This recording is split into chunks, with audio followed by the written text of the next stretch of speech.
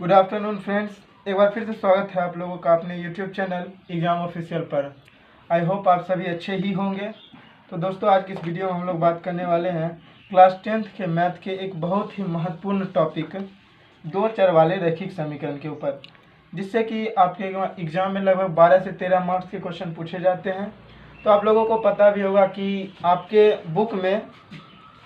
Book का यह दूसरा सबसे बड़ा अध्याय होता है, जिसमें से सबसे पहला तो त्रिकोणमिति, उसके बाद यह दूसरा सबसे बड़ा अध्याय होता है।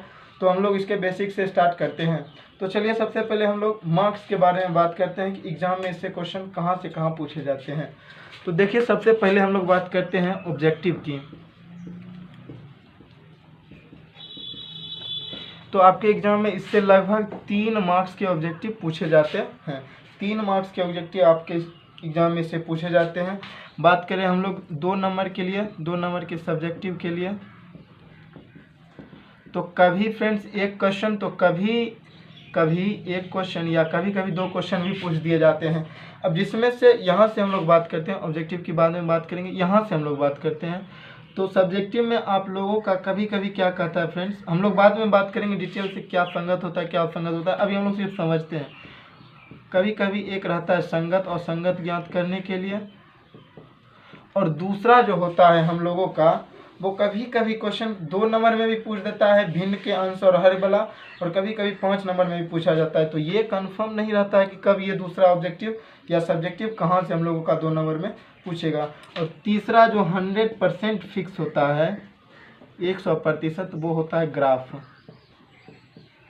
ये आपके एग्जाम में 100%, 100% पूछे जाते हैं। यहाँ से 5 नंबर, तो यहाँ से 5 और यहाँ से 4, 5 4 9 और 3 12, यही 12 नंबर के मार्क्स आपसे यहाँ से पूछे जाते हैं आपके एग्जाम में। हम लोग और डिटेल से बात करेंगे जब हम लोग बेसिक से आगे बढ़ते हैं।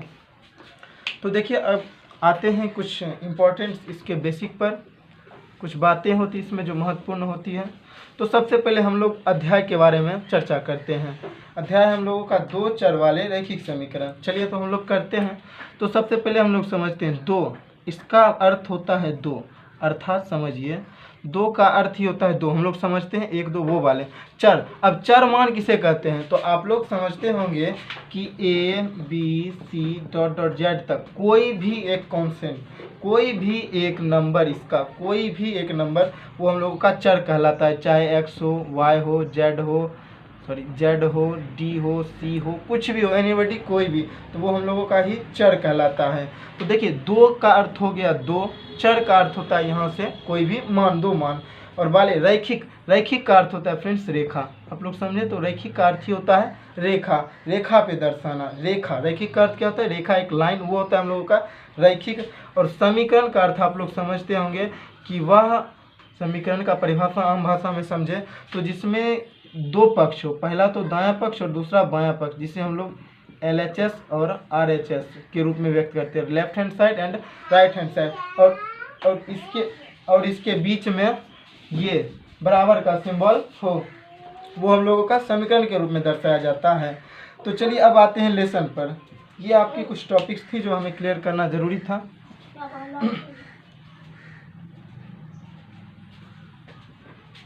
आइए टॉपिक पे आते हैं। सबसे पहले हम लोग 3.1 के टॉपिक को क्लियर करते हैं। उससे पहले देखिए क्या करते हैं हम लोग कि इसमें कुछ नियम्स होते हैं, वो देखते हैं। तो सबसे पहले आप लोग पिछले क्लास में पढ़ चुके होंगे कि A, B और C का मान क्या होता है। तो यहाँ 2 चर होता है। जैसे देखिए, इसका सबसे पहला फॉर्मूला जो होता है, जब A1/A2 does not equal to B1/B2, हम लोग इसको क्या कहते हैं, डज नॉट इक्वल टू, यानी बराबर नहीं हो, does not equal to B1/B2। तो वो हम लोगों का क्या होता है फ्रेंड्स, वो होता है संगत होगा। क्या होगा, संगत होगा। अब बात करें इसकी हल की, तो इसके हल का जो होता है वो होगा हम लोगों का प्रतिच्छेदी हल होगा। वो हम लोगों का प्रतिच्छेदी ग्राफ होगा। इसके ग्राफ की बात करते हैं, ग्राफ की, तो वो हम लोगों का प्रतिच्छेदी होगा। और हल की बात करें तो वो केवल एक और एक हल होगा, एक और एक मतलब सिंगल हल होगा। ठीक, अब हम लोग बात करेंगे कि प्रतिच्छेदी समांतर क्या क्या होते हैं, वो सब बाद में बात करेंगे। दूसरा नियम होता है A1/A2 आपका बराबर होगा किसके, B1/B2 के। और डज नॉट इक्वल होगा C1/C2 के। तो यहाँ पे ग्राफ क्या होगा आपका, इसका आंसर जो होगा वो होगा असंगत, और ग्राफ जो होगा इसका होगा समांतर, और हल जो होगा वो होगा कोई हल नहीं, कोई हल नहीं। अब बात कर रहे थे हम लोग ऑब्जेक्टिव की, तो ऑब्जेक्टिव भी यहाँ से आते ही आते हैं। तीसरा था A1/A2 बराबर B1/B2 और बराबर हुआ आपका C1/C2 के। तो ये क्या होगा आपका संगत होता है। और बात करें समांतर या प्रतिच्छेदी, तो इसे हम लोग कहते हैं समपाती, समपाती अर्थात समान अनुपात का। और इसका हल जो होगा वो होगा हम लोगों का अनेक हल, अनेक हल। अब हम लोग ये टॉपिक्स आपके ये एग्जाम के लिए, ये जिसको आया, ये जिसको याद है उसको कम से कम आपका 10 नंबर फिक्स रखें कि यहाँ से वो आएगा। सारे के सारे इंपॉर्टेंट टॉपिक्स यहीं से होते हैं, जिससे लगभग 1 से 2 ऑब्जेक्टिव यहाँ से ही पूछे जाते हैं आपके। और ग्राफ तो लगभग इसी में ही सारा ग्राफ आता है हम लोगों का। तो चलिए ये नियम एक बार फिर से मैं पढ़ देता हूँ। A1/A2 does not equal to B1/B2, अर्थात इसका मान इसके बराबर नहीं होगा, तो वो होगा संगत, और वो होगा प्रतिच्छेदी आपका ग्राफ के लिए, और हल तो केवल एक हल होगा। आगे करते हैं A1/A2 बराबर हो B1/B2 does not equal to, यानी ये अब ये दोनों बराबर और ये बराबर नहीं हो तो असंगत होगा, समांतर होगा, कोई हल नहीं होगा। और जब तीनों बराबर हो तो संगत होगा, संपाती होगा, अनेक हल होगा। अब हम लोग एक ग्राफ से एक समीकरण से समझते हैं। आई होप आप लोग ये लिख चुके होंगे, लिख लिए तो चलिए हम एक समीकरण से समझते हैं पहले।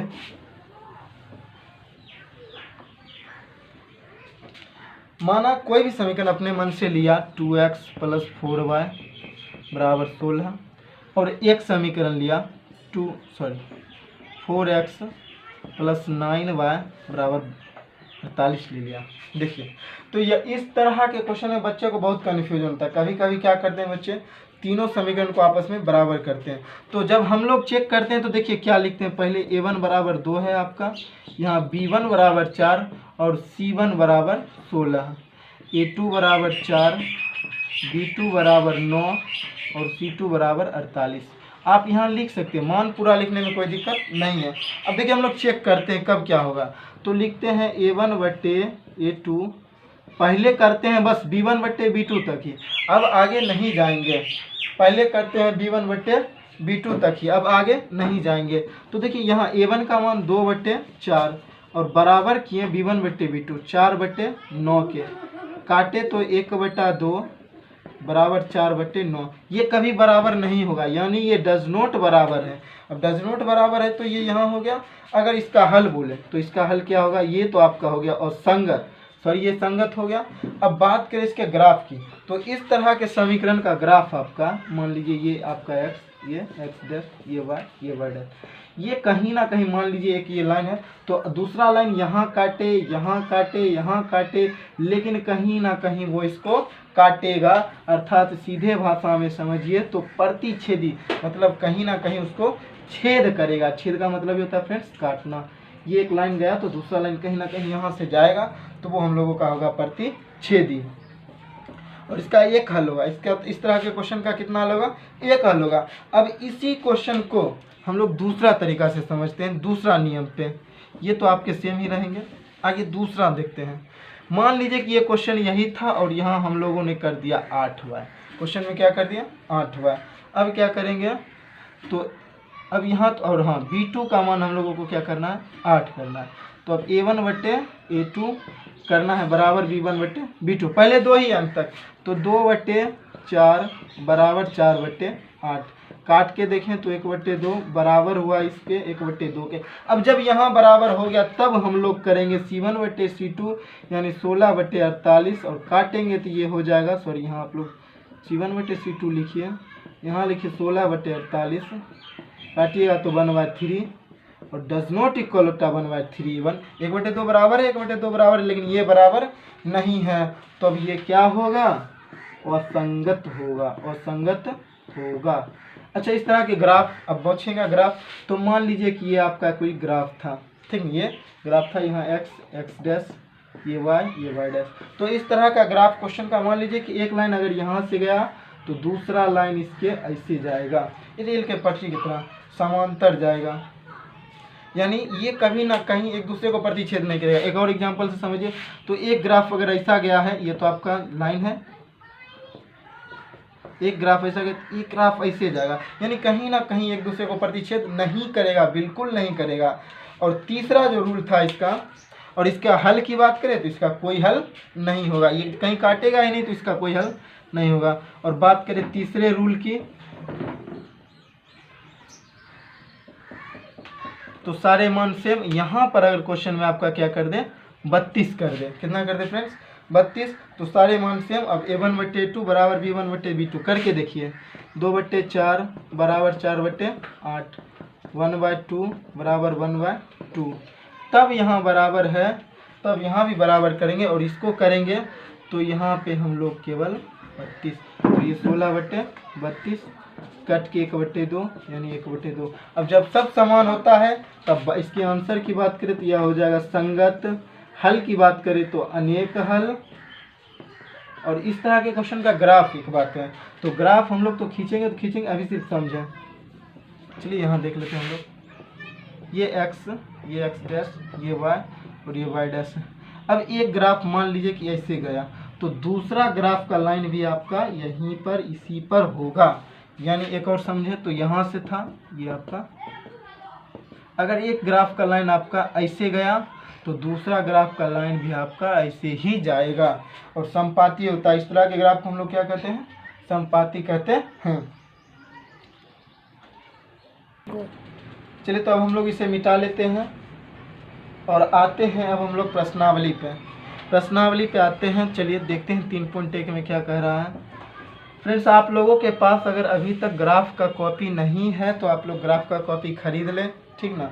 चलिए सबसे पहला 3.1 में एनसीईआरटी बुक निकालते हैं। देखिए यहाँ है मेरे पास, आप लोगों के पास भी होना चाहिए। तो अब मैं क्वेश्चन सिर्फ पढ़ूंगा और आप लोग क्वेश्चन सुन के ही लिखा कीजिए, क्योंकि यहाँ से बहुत बड़े बड़े क्वेश्चन होते हैं और क्वेश्चन लिखने में ही काफ़ी समय लग जाएगा, ठीक है। तो मैं यहाँ एक बुक रखता हूँ और क्वेश्चन पढ़ता हूँ। आपका पहला क्वेश्चन है, आपका पहला क्वेश्चन क्या है, देखिए फ्रेंड, यहाँ है कि आफ्ताब अपनी पुत्री से कहता है 7 वर्ष पूर्व मैं तुमसे 7 गुनी आयु का था। आफ्ताब अपनी पुत्री से कहता है कि 7 वर्ष पूर्व मैं तुमसे 7 गुनी आयु का था।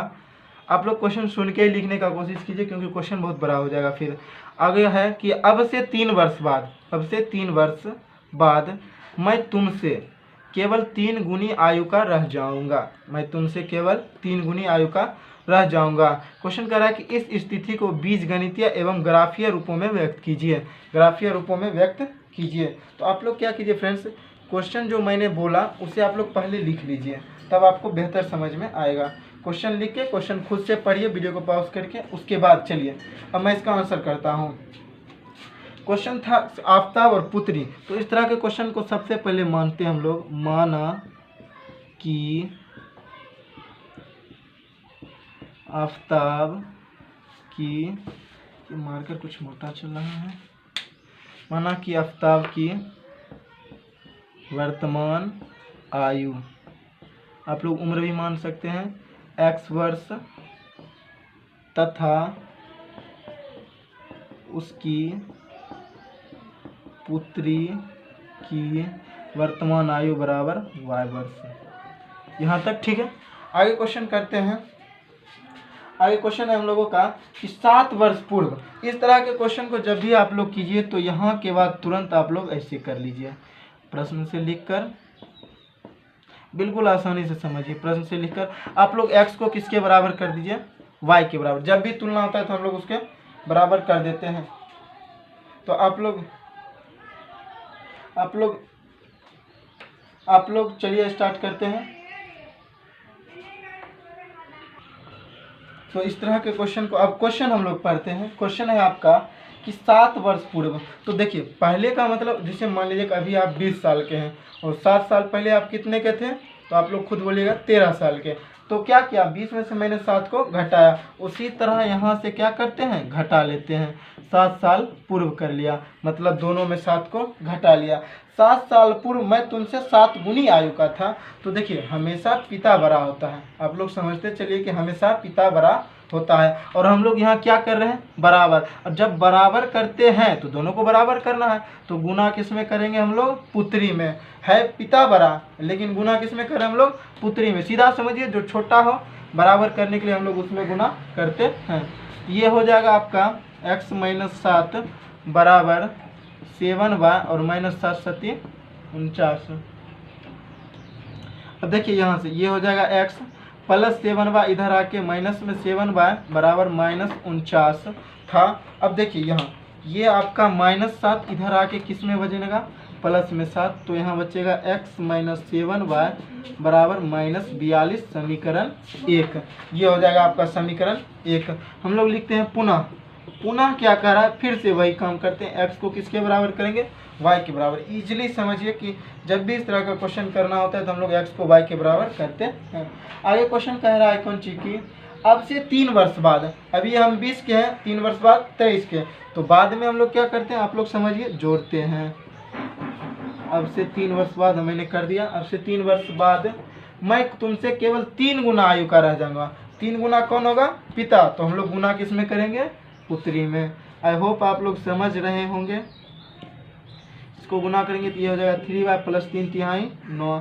ये हो जाएगा x का प्लस 3y इधर आके -3y बराबर 9, प्लस 3 इधर आके -3, तो ये हो जाएगा x - 3y बराबर 9 में 3 घटा तो 6। ये हो जाएगा समीकरण 2।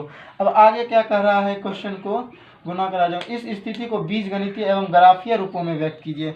तो बीजगणितीय और ग्राफीय रूप हम लोगों का आ गया। इसका ग्राफ हम लोगों को खींचना होता है, लेकिन क्वेश्चन में इस तरह के ग्राफ नहीं पूछते हैं बोर्ड एग्जाम में, तो आप लोग इस क्वेश्चन को बीजगणितीय तक ही रहने दें। अगला क्वेश्चन हम लोग देखते हैं आपका, आज हम लोग 3.1 ही केवल डील करेंगे, उसके बाद 3.2 और 3.2 में बहुत सारे क्वेश्चन है, तो वो हम लोग कल डील करेंगे।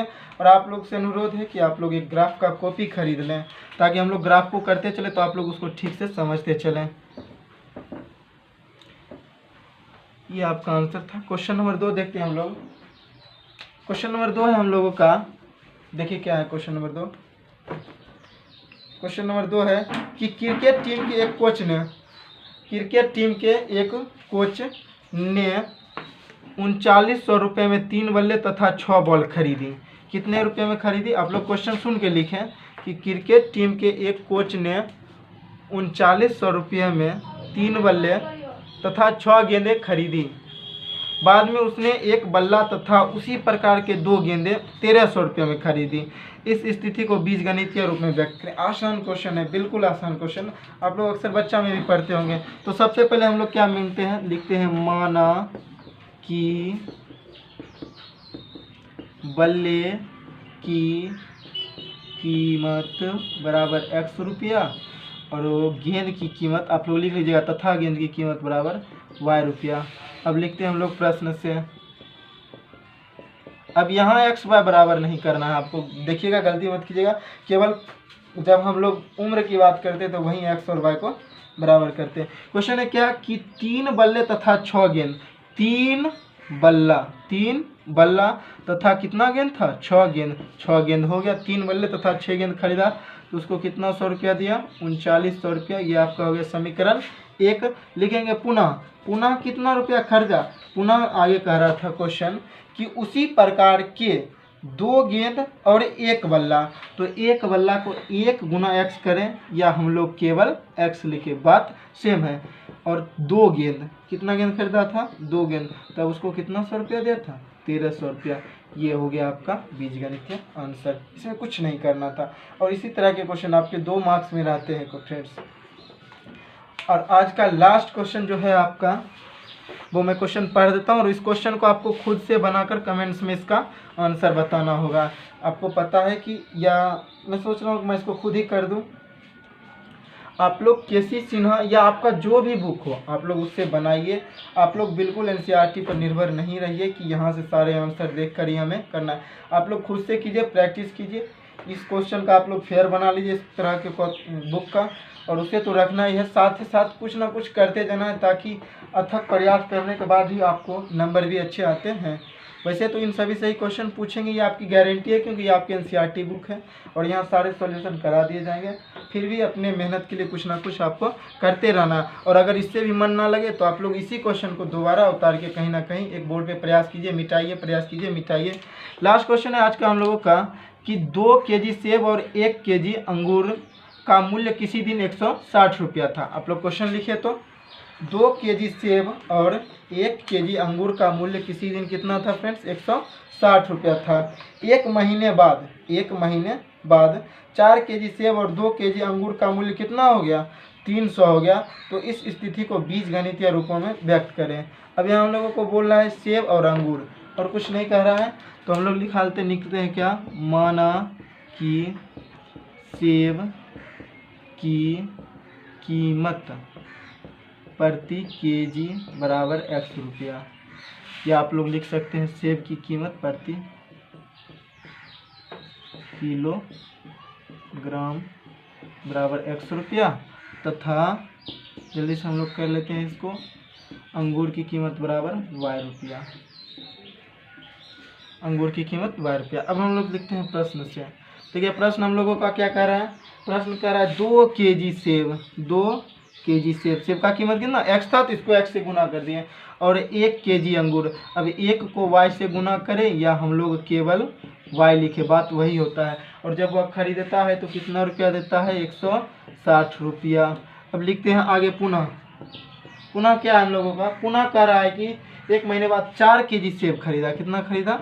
4 केजी सेब, सॉरी x में था, 4x प्लस आगे कह रहा है और 2 केजी अंगूर यानी 2y बराबर कितना रुपया दिया? तो 300 रुपया दिया। अगर आप लोगों का आंसर ये हो तो सही है, नहीं तो आप लोग यहाँ से कॉमन भी लिख सकते हैं। देखिए मैं आंसर को देख लेता हूँ।